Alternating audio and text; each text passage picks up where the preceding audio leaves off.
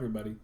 This video presupposes that you've watched my prior video on factoring quadratics, because in this video we're going to up the level of difficulty just a little bit. Now, in this particular problem, and in any factoring problem that you ever encounter for the rest of your life, you have to remember that the first step in any factoring problem is to remove any common factor. If you've watched the prior video, which you should have if you're watching this one, then this was not the first step. I made sure that all of the examples in the prior video did not have a common factor. However, if you look at the terms in this polynomial, 30r squared, 205r, and 315, you'll notice that there is a GCF, namely 5. So before we get started with any of the techniques involved in the prior video, we're going to remove the greatest common factor, which is 5. So if we divide out of 5, 30 divided by 5 is 6, so this is 6r squared, minus, 205r, so 205 minus 5, I believe is 41, so that's 41r, and then plus 315 divided by 5, I think is 63. Now, at this point, we're at the same point we were in the prior video, and while there is a trial and error technique to factoring, most people at the end of the day end up moving to sort of a mental math, a trial and error method. So this quadratic trinomial that's in parenthesis, we know from experience very often, but not always, will factor into two linear binomials.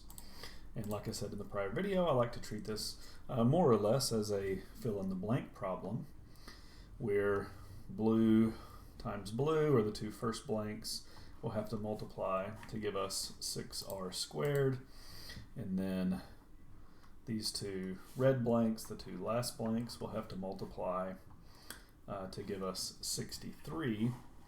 And then to know that we've come up with the correct combination, we have to test the outside and the inside terms.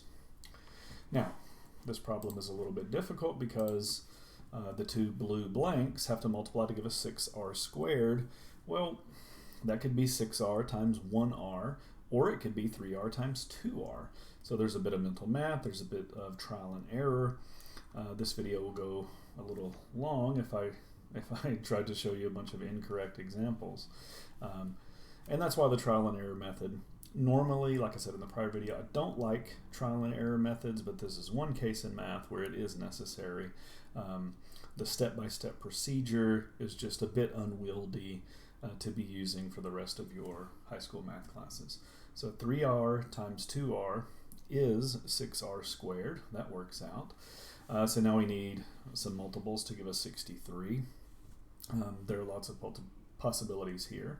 Now notice they have to multiply to give us positive 63, whereas we need negative linear terms. We need negative 41r. And that tells me that both of these terms are going to have to be negative, because negative times negative is positive, and we need negative r terms. And again, I'm going to skip over the trial and error. That really is the practice bit of this. This one happens to be minus 7 and minus 9. Now, how do you know that? The way we're doing this, at least right now, you don't know this through some mathematical procedure, although, like I said, there is one.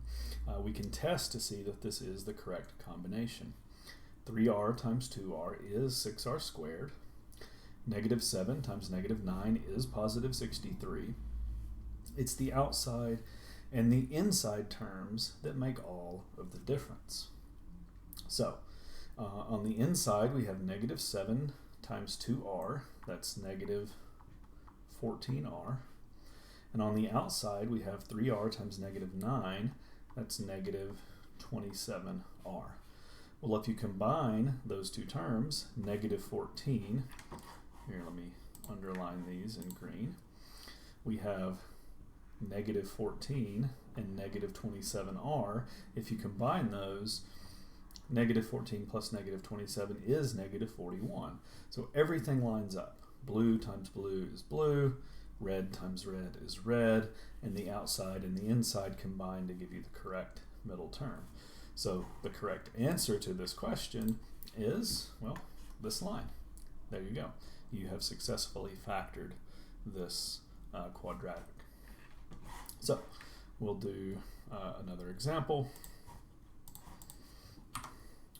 This is almost the same thing. In fact, this one has the same common factor. Take out the common factor, which is 5 again. And then if we take out that common factor, 20 divided by 5, we have 4n squared. 105 divided by 5, we have minus 21n. And then plus 100 is 100 divided by 5 is 20.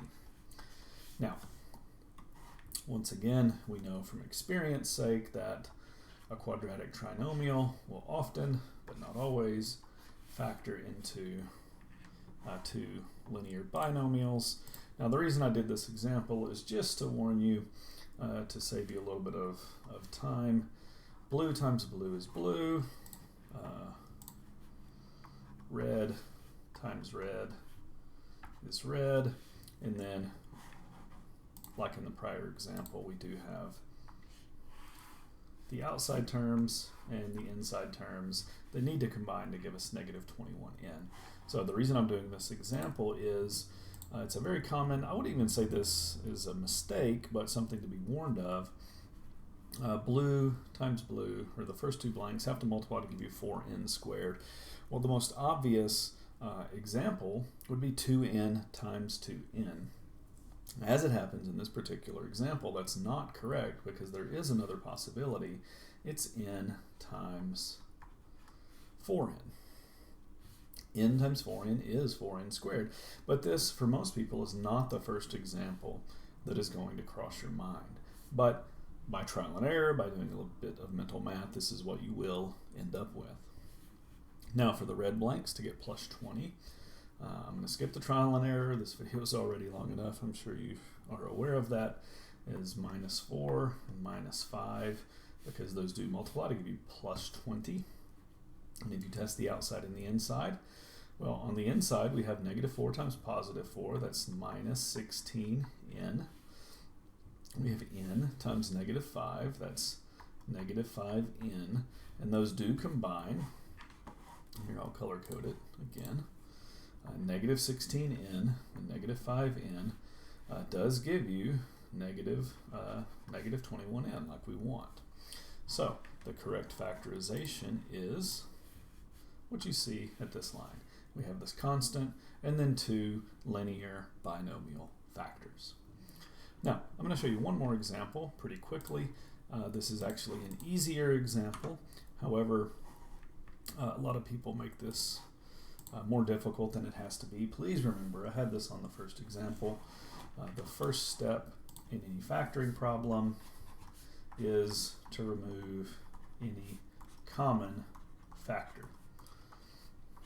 Well, without thinking too hard about it, in this example, look at the terms 18x squared and 48x. The common factor is not just a constant. It's not just 6, which is the GCF of 18 and 48. Rather, the GCF is 6x.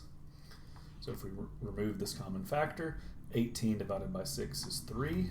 We had two x's, we took one out, we have one left. 48 divided by 6 is 8. We had one x, we took it out. And now we're done. The whole purpose of factoring a quadratic is to break the quadratic, which means second degree or exponent 2. We want to break the quadratic, if possible, into two linear factors. Well, 6x is linear, its first power. 3x plus 8 is linear, its first power. So the correct answer to this question is exactly what you see here. By removing the common factor, we've broken the quadratic into two linear factors, which again is the point. So don't make these simple problems more complicated than they have to be. They sort of break the rules of earlier in this video. In the prior video, where you're doing this trial and error mental math process, these are actually easier. Once you remove the common factor, well, you're done. But you do want to pay attention to the exponents to sort of remind you that you are done. Again, the point is we started with second power and we broke that into first power times first power. Anyway, so this is my second video on factoring quadratics. There's going to be one more on a special case. Anyway, hope this helped.